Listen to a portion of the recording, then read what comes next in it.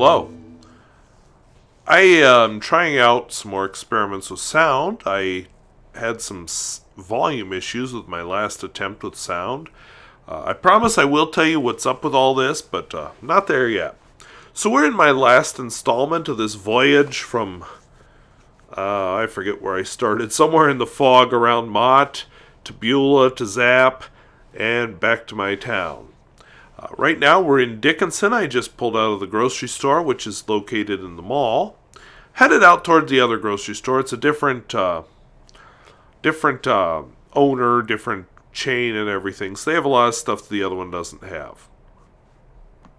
So along this route, we're going to see some of the changes that came to Dickinson. I'm running this all double speed because this is a long flippin' video if I don't run it at double speed. And, as some people will point out to you, the landscape is not the most interesting of landscapes. So anyway, we're passing some houses and condominiums and apartment buildings and such. None of this existed just a few years ago. This used to be just empty. I couldn't tell you exactly when it changed, but it just did suddenly. Right here on the right, which you can't see, there's a sort of a strip mall that I have never stopped at. There you can just kind of see the edge of it. But yeah, it exists. That's new within the last year or two. Out here, all these apartments didn't used to exist. This used to be a drive through the country right here. Just a year or two ago. It's changed that quickly. You'll find, if you're interested in these apartments, definitely do some investigation. I won't say more, but we'll leave it there. This used to be a country turnoff, and right here, this road I'm on, didn't used to have two lanes. It was paved, but it had no lanes marked. It was just kind of a quiet little country lane. All changed really, really quickly. Thanks, oil. I like that. The sky's kind of interesting. I like all the clouds. Totally off subject there. But, here we're coming up on the brand new, is it a junior high school or a middle school? I forget what they call it. But anyway, it's a new school to hold all the enrollment growth that Dickinson has gone through. Also recently, there was some vandalism there, but that's another story. Doing this video kind of off the cuff, so you're not going to find all the nicely researched subscripts and footnotes like I've done before. I'm going to do this more personal, I think. Anyway, this here used to be a 2-lane road. Again, wow, that all changed because now it's a 4-lane. And here we are into a shopping complex, which didn't exist just a few short years ago. There's a little mini mall here. The grocery store I'm going to stop at. There's a Menards. There's some kind of a farm supply store up the road that you're not going to see. None of this was here just a very, very short time ago. So, how do you take that? Well, Dickinson has changed. What else can I say? Some things are for the better, seeing some businesses being healthier, but some of it's for the worse. All the empty space that used to be right there around town is gone. So,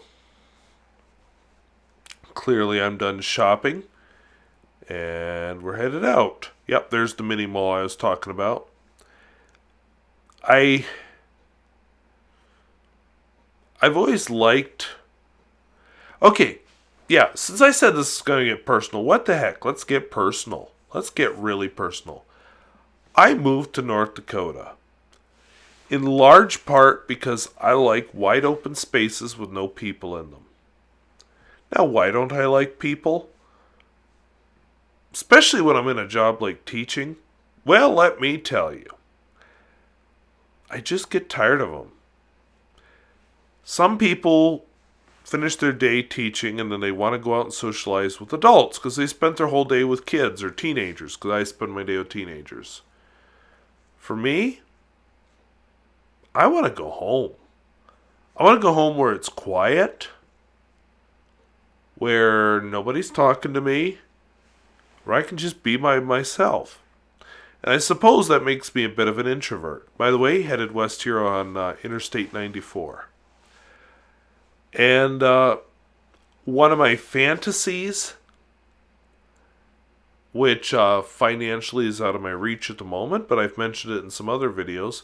One of my fantasies is actually to own a house out in the country where I can't see a neighbor, where I'm just totally alone. But I also think maybe that's not so good for me. Let's just get real here for a minute. There's definitely some perks to living in town. I love actually the fact that I walk to work. So if my fantasy ever comes true, it better come with enough money so I don't need to drive to work, because I don't really want to drive. I love the fact that I can just walk downtown, because that's what I do to get groceries. Out in the country, I wouldn't be able to do that. I don't like the fact that my neighbors know my business, but at the same time, sometimes that keeps you accountable. And it's kind of nice to have neighbors when I'm injured, like, I fractured a humerus a few years ago, which wasn't as funny as it sounds. Yes, that was a joke. And but I did really fracture my humerus. 95% fracture right on the ball of the humerus. So 5% more and it would have snapped off, and I would have needed screws and all kinds of fun stuff. So, yay! I didn't fracture it worse. But anyway, it was really, really big help having neighbors to help me do some things. I don't know what I would have done without them. So, I have to balance this whole idea of living out alone with the idea that as a human being, I am a social creature. That's just kind of how we're evolved, to help each other. I mean, people help me, and I help people. So that's a thing that we do. So I don't have a good answer for that. Maybe what I need is just a little bit larger lot, so I'm a little more separated, but still close enough to see the neighbors when I want to and walk to town. So, yeah. Anyway, I'm not rich enough for my fantasy to really matter anyway, so yeah. And who knows, one of the things with fantasy is sometimes when it becomes reality, it's not as great as you thought it was going to be. By the way, let me know what you think of the sound. I seriously am doing some experiments with the sound. I have a microphone here. If it's sort of on loan, but if it works, if this is working out, I will buy it. I am liking it so far. I think my sound is clearer. I have not filmed an actual review with it. My next thing, I suppose, will be a pens in use, where I put up all the lights, and I use the proper camera, I use the microphone and all that business, but we'll see. But again, liking this so far, just the quality. You may be asking, why am I not using even the little camera on the computer to record this? Well, honestly, it won't turn on, but I'm thinking it has something to do with the broken screen. So I'm hoping, don't know if I'll make it, but I'm hoping that this weekend I can get the computer down to Rapid City. There's an Apple repair shop there where I can get the screen replaced and where I can get the battery repaired and get this computer functioning normally again. I've been trying to edit videos, look at websites, definitely the editing photographs, and it is miserable with this broken screen. And you've seen it before, what it looks like. It's, I've lost one whole corner of real estate. I've got cracks and lines all over the place. It's horrible. And when I think about it, I've owned a laptop since fall of 1994. This is honestly the first one I've ever broken. So I guess I'm doing okay. But it's still really aggravating because, grrr, I want it working right, and I know that when I broke it, that was entirely preventable, and it was entirely my fault because I accidentally knocked over the table the computer was sitting on. My fault. So, I hopefully in the future, I'll go an equally long time before I break another one. All right, so let's get back to this whole introvert thing and fantasy life. What the heck? So, you may be asking why I live in North Dakota. Well, I think I gave you part of it about the whole wide open spaces thing. I love that. I still love that. I feel a lot of freedom when I go out into the country and it's just open. But there are things about North Dakota I don't like. The oil development is definitely one of them. It has brought good things. It has improved my own wages as a teacher. It brought more kids to the school where I teach, so it definitely brought some good. It brought a lot of bad too, and I've done that in other videos, so I won't do that again. But let's hit a few of the other things. North Dakota is a very right-wing state. You may have guessed from some of the things I've said that I'm not so right-wing. If you start talking to me, you'll find parts of me that are very conservative and parts of me that are very liberal. I'm more about personal freedom and leave me alone type of thing. At the same time, I realize that sometimes government can have a role in personal freedom. And that's one of the things where I think the right wing falls down. So I guess I'm a little more complicated than some people would think if they just hear the surface of what I say.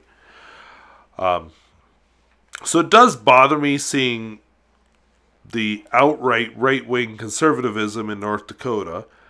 But I have this suspicion that if I were to move to a place like Vermont, which is much more liberal, or New York State, I would have some problems there too. I'm just kind of more of a free thinker. At least I like to think I am.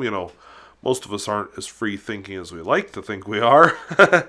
A lot of us, our views are formed in our childhood. And that's a little uncomfortable. And, I'll give you an example. I'm going to just bounce all over the place. Let's just say you're born in Saudi Arabia. Now, if you were born here in the United States, you'd be... Oh, by the way, we're pulling off the interstate here. We're getting on Highway 85. This is the Belfield exit. Belfield is... suffers from being too close to Dickinson. Someday I'll have to drive you down Main Street. I did not today. I just kind of swooped through the town. And watch out for the police here because they do watch this highway. And this corner has got a lot busier over the years. Okay, but anyway, if I'm born in the United States, I'm most likely my religion is Christian. If I'm born in the South, there's a good chance I'll be Pentecostal. If I'm born in North Dakota, there's a good chance I'll be Lutheran. Born in some other states, maybe I'll be Catholic. But, Christian overall. Now, you grow up in that religion, and you think, okay, that's the one true religion. Praise God, I was born into the right religion. What if you were born in Saudi Arabia? Would you be a Christian? Well, no. You'd be a Muslim. And you'd be going, praise Allah, I was born into the right religion because, I grew up thinking that Islam and all that is real. Same as if you're born here, you think Christianity and all that is real. If you're born in India, you would be a Hindu, thinking praise the gods because Hindu has a few more gods. I was born into the right religion. And a lot of people don't realize that. They can't introspect enough to realize that, my religious beliefs have more to do with how I was born and raised and where it was than they do with my free choice. There are adults who become Christian, but a lot more of your Christians or people of any other faith become so as children. When your parents are saying, hey, Santa Claus is real, you believe them. Now eventually you start questioning Santa Claus, and you realize that, oh, it's a big joke that the adults are playing on me. They never do that with God. They believe it, and they continue to say it's true, and they expect you to go to confirmation and all that other ritual stuff. In fact, there are cases where parents have thrown their kids out of the house because they won't accept the religion of their parents. These kids have thought for themselves and said, yeah, I don't really believe this. Or even gone through a simple childhood rebellion of saying, yeah, just because I'm a wild and crazy teenager and gall darn thinking for myself, I'm gall darn not going to accept this stuff. Yeah, you're thrown out of the house. And I wish that weren't true. But it is. And, but, coming back to that, why? Because everybody's trapped into thinking it's real because they were raised thinking it was real. And that's not why you should accept anything. And the same thing is true of our politics. Why is North Dakota so conservative? I don't know the origin, but I do know a lot of it has to do with, these right-wing parents raise right-wing kids. And if you're not right-wing, people actually attack you for it. Now, most, and I won't say all, but most of the parts of North Dakota I've lived in are actually surprisingly more accepting than where I grew up in Pennsylvania. I kind of been surprised by that. The town I live in now actually has a large minority population, several open homosexuals, including couples, in positions that, are important to the community. It's, this really right-wing community, and yet very accepting of a lot of things. So that's interesting, and it makes it a lot easier to bear. When I read about some of the garbage that goes on in the South, I hate to pick on the South, but, let's call a spade a spade. A lot of problems are there. I am really thankful that I'm not there. Communities where you're expected to be Christian. It's just part of what you do. Where you don't teach evolution because, no, that's of the devil. Earth is only 6,000 years old. I've seen interesting video footage of classrooms in the South and discussions of evolution in those classrooms. I'm reading a book right now, which you can't see me because I'm just doing this in the microphone because the camera on the computer won't work, but I'm reading a book called Evolution, Creationism, and the Battle to Control America's Classrooms by Michael Berkman and Eric Plutzer.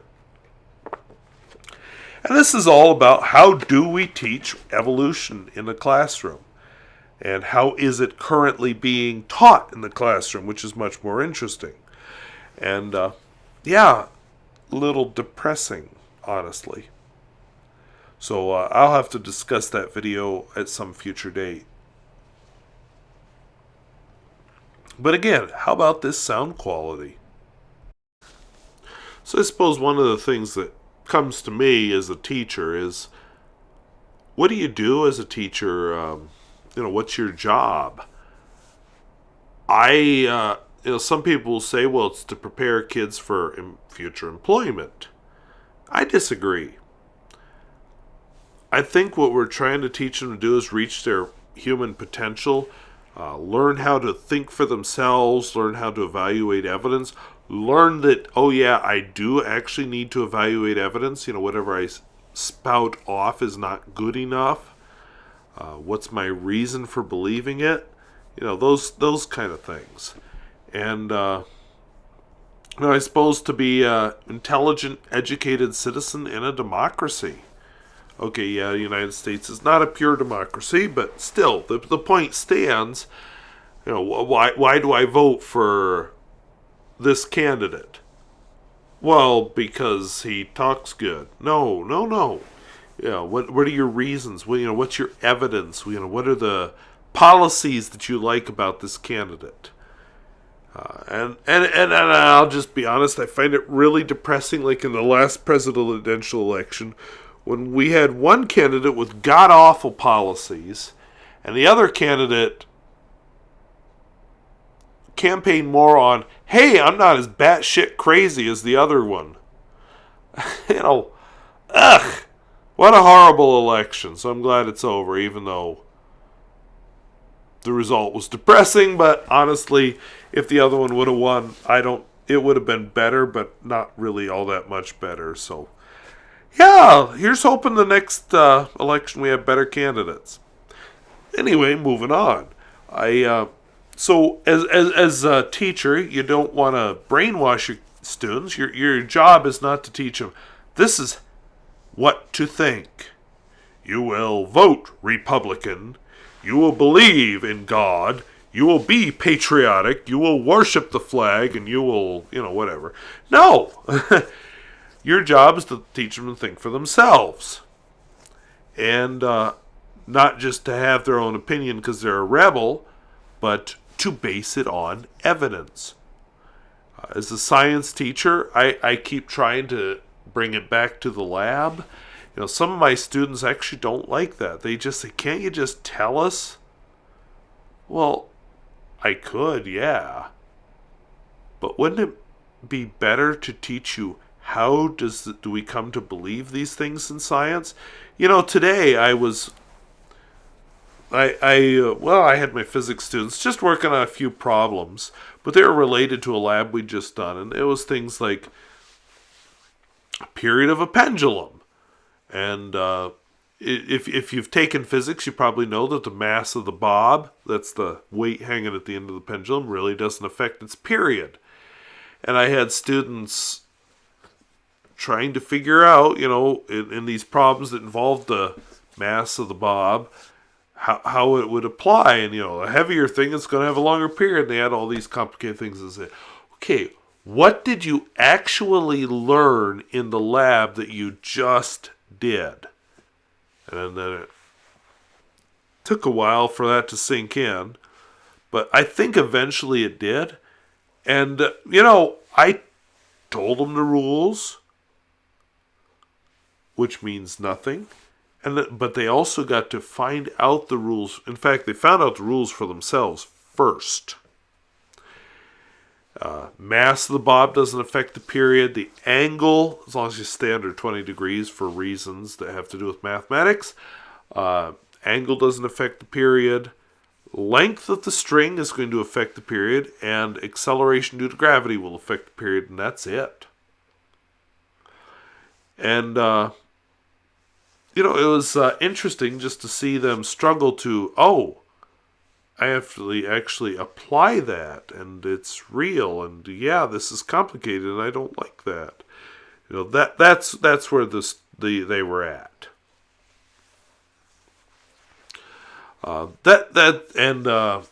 That's coming back to evidence. Basing your opinions and actually using this evidence that to form an opinion.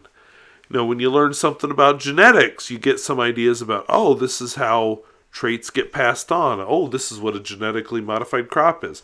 I'll give you an example with my freshmen. We just finished fractional distillation. So I pointed out that here's how this applies to real life.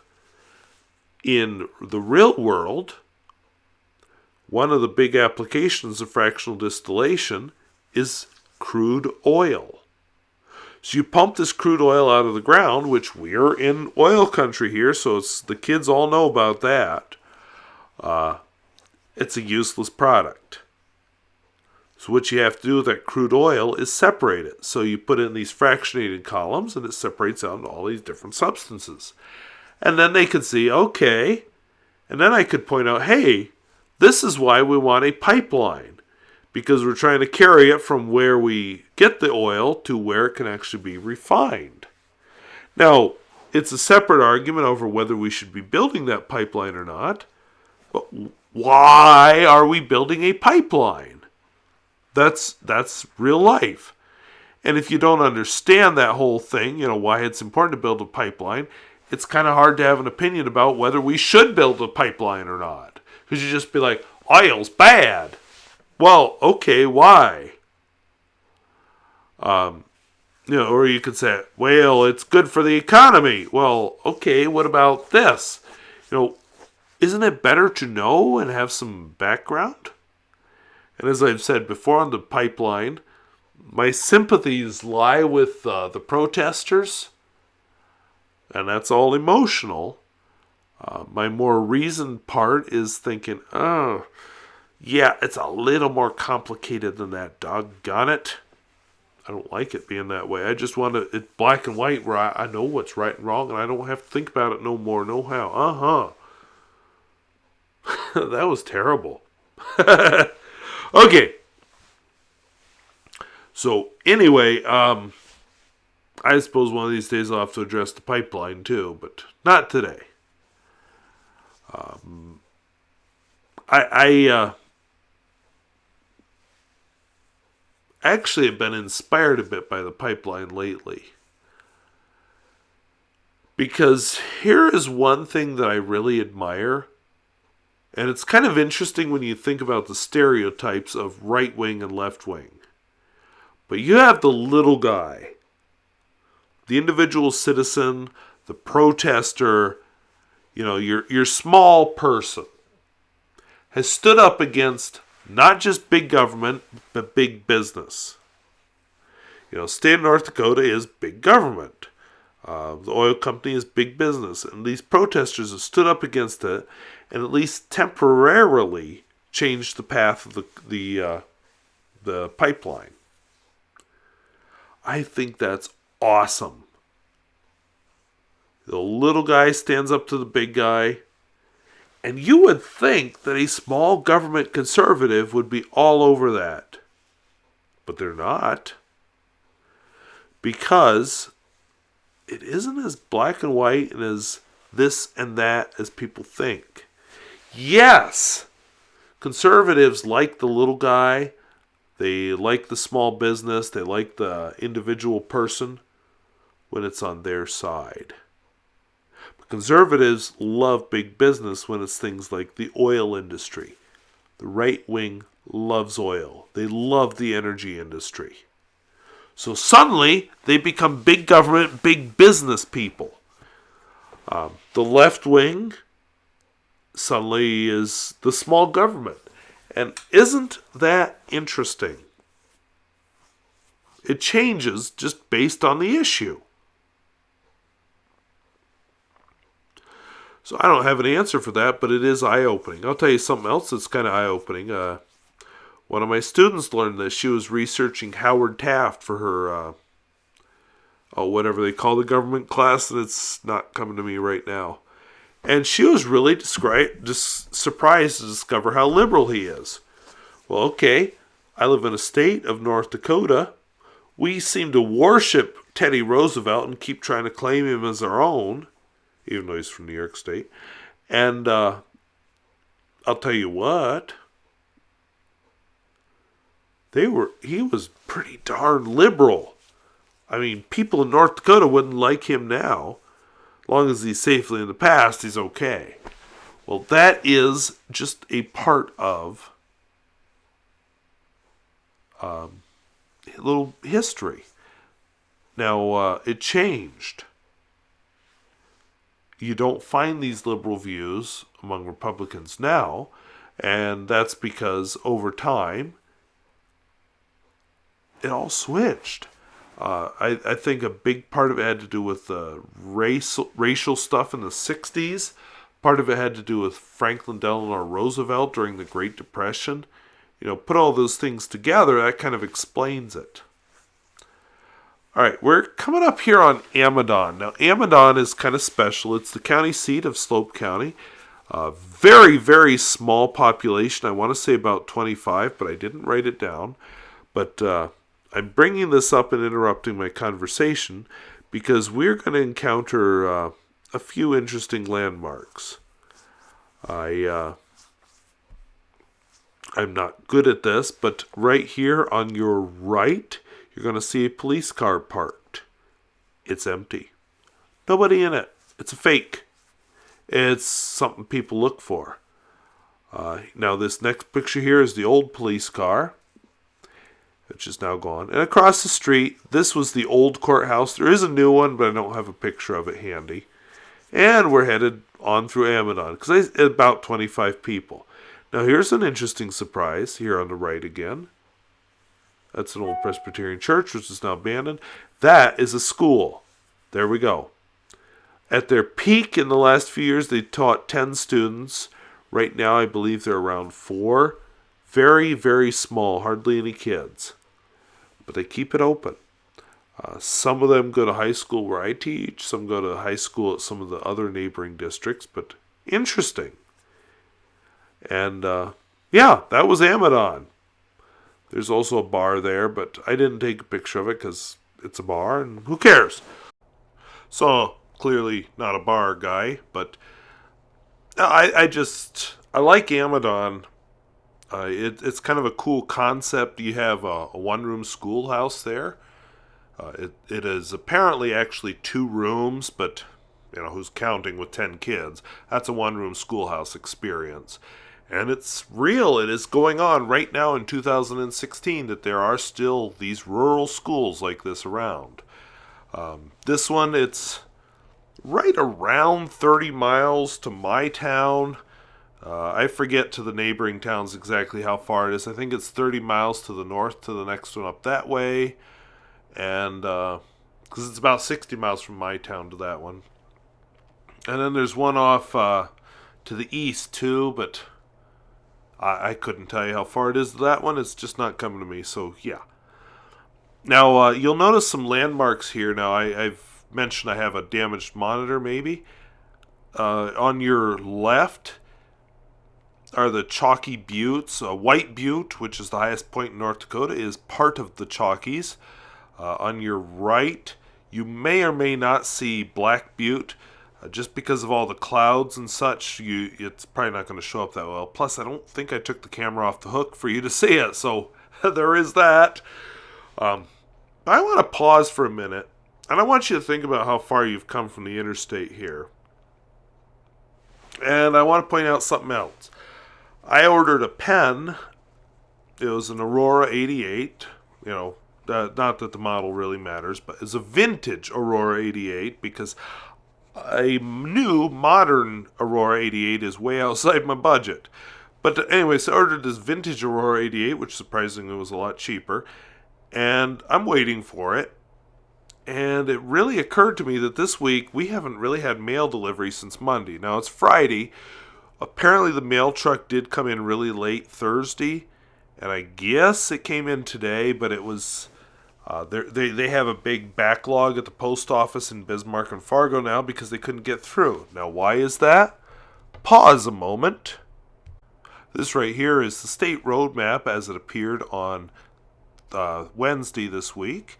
And you can see that most of the state, there was no travel. Now, my corner was either purple or green, but since the mail has to come from Bismarck and such, it wasn't happening.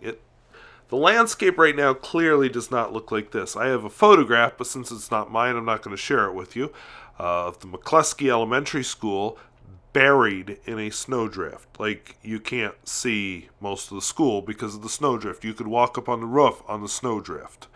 So, northern part of the state's gotten a lot of snow. And, again, my part of the state, which you're looking at here, does not look like this anymore. But I filmed all this back on September 24th, so it is what it is. And it's our last time with this particular trip, so let's just enjoy it, right? But anyway, it's about an hour off the interstate to get down to my town, and although that hour was actually probably the best part of the trip for any mail truck coming, they couldn't get that far because they couldn't get out of Bismarck or Fargo because the interstate was closed.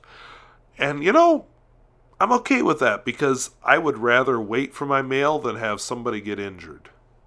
And I suppose if you're going to be really practical and heartless, you'd say, well, the mail's going to get lost if the truck gets injured. Well, yeah, that too, but, there's a driver in it, and that's what I really care about. So, yeah, that Aurora 88, I'm looking forward to playing with it. It's vintage and all that fun stuff, but it'll get here when it gets here. I'm totally good. So we are actually past the Chalky Buttes and Black Butte here. It's quite a spectacular view here. I don't like how the focal length of this dash cam kind of flattens the landscape and you can't see how rolling it is, and it makes it all look smaller and flatter than it is, but I'll tell you, I think you can still appreciate just how far you see. And it may give you some idea what I really enjoy about North Dakota. It's just the fact that it is such a large landscape and it's empty. I need to take you up to hardcore oil country. By the way, if you're noticing all these school buses going by, it's because they had a junior high girls volleyball tournament in my town the day of this cross country meet. And guess what? Cross country, junior high girls volleyball, I love watching cross country, so guess which one I picked. Junior high girls volleyball loses out to cross country every time. So I went to Beulah, watched the cross country meet, and it was fun, and I really enjoyed it. Although I did get kind of sick while I was at the second grocery store and ended up leaving early, but that's another story. So I wasn't feeling so great as I'm filming all this, but you know what? I'm in the car. Who cares? And I feel great right now, so that's all good too. Alright, so where am I? So I guess since I'm there, I love this wide open space. I love the idea that I can go out somewhere and be totally alone. I love having the road to myself. I love that feeling of aloneness. Then I can go back to civilization, be around people, but I just love that. That's what really appeals to me about North Dakota. Now, I grew up in Pennsylvania. In Pennsylvania, you have a lot of trees around, and the trees make it so you do kind of hide, and people don't see you, and you feel alone. But you know they're there behind the trees. And you can't see that far, so you get this closed-in feeling. So there is just something about this that really appeals to me. But at the same time, I will admit, I go down to the Black Hills, drive around there, and I think, my God, why didn't I move down here? But then I look at teacher salaries now, and I think, oh yeah, that's why. They don't pay so well down in South Dakota. But beautiful, beautiful, beautiful country down there. So I don't know. I've been having a discussion recently with somebody about where do I want to live? You know, do I want to stay in my small town in North Dakota? Do I want to find a city in North Dakota? Well, honestly, no. Do I want to find another small town that's maybe has more people like me in it? You know, Lead, South Dakota is one that keeps springing to mind, although I don't know how the gardening would go there, but what an attractive town. So, I don't know, there's options. Hill City, South Dakota is a nice town. Spearfish is a nice town, although it's a little big for my taste. By the way, pulled off here because I noticed a rainbow. I am going to throw in the photograph of the rainbow, but I will freely concede this is not my best photograph. And what I did with, and we're looking back toward the Chalkies there. So I'll concede these aren't my best photographs. Like I said, I was feeling sick, and really I wanted to go home, but I was just thinking to myself, yeah, I gotta take these photographs because, you know, there's the opportunity and then it's going to be gone. So I took the photographs, got back in the car, and kept going. Anyway, back on topic. So, you know, I'm honestly, one of the things that starts to happen to you as you get older is you start to get more and more trapped where you're at. I am invested in my state retirement system. I have 18 years of teaching into it, and, well, let's see, probably another, at least at a minimum, 17 years to go. So I guess I'm over the halfway point, but, you know, at least another 17 to go. No, 16. I did work that out. 16. I have another 16 to go. But anyway, it doesn't matter. 1 year here or there. Who cares? The point is, if I move to another state, I start over in that state's retirement system. All these retirement benefits I've built up here in North Dakota don't travel with me. Because most states, North Dakota's not alone in this, have designed their retirement systems to trap you. and then you can't. Then if you leave, it's a financial hardship for you. I'll start over at the bottom of the salary ladder, at the bottom of seniority, bottom of everything. And here in North Dakota, I'm definitely, as a teacher, I'm at the middle of my career. And in North Dakota, with all the older teachers retiring, I am definitely one of the more senior teachers in my school. I don't know exactly when that happened, but it happened. And yeah, I don't know. Starting over is just kind of scary. Now I can see myself retiring. Ew, there's a thing on the right, which I'll have to talk about some other time when you can actually see it, not through the raindrops. But I can actually see myself retiring at the young age rather than waiting till I'm 65 or whatever in order to take another job. And that might be a job to take in another state doing something else. Or even teaching if I'm collecting retirement from North Dakota, if I'm able to do that, which will be a question.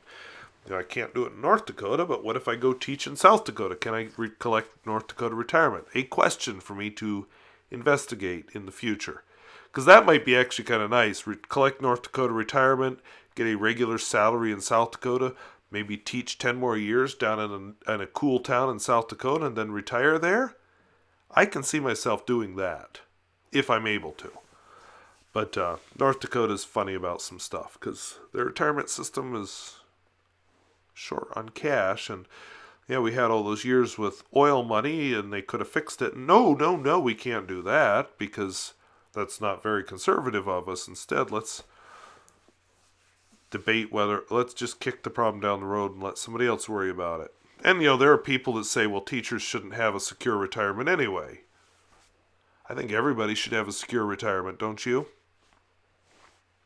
So rather than say, well, if private industry doesn't have it, you shouldn't have it either, maybe you should be saying, why doesn't private industry have it? All right, political. I'm going to stop again here. I am actually very hard up against the end of this video. Don't worry, I will not stop on the tracks. It kind of looked like I did when I was watching this video, but I didn't. But I am going to stop kind of close to them, because I saw the rainbow, and I saw a picture, this one right here, that is now hanging in my living room. I just love that. So, anyway, I am a photographer. I was sick. If I could do that over, I'd have had a much smaller aperture, so I'd have a deeper depth of field on my focus, but it is what it is. I took a few more pictures up by the post office, but we're pretty much through my driving, so I hope this audio is working for you. It's something I am trying out, and you're seeing some of the back streets of the town I live in. And so next week hopefully we will be in South Dakota and traveling Spearfish Canyon. So thank you for watching. We'll see you later. Bye-bye.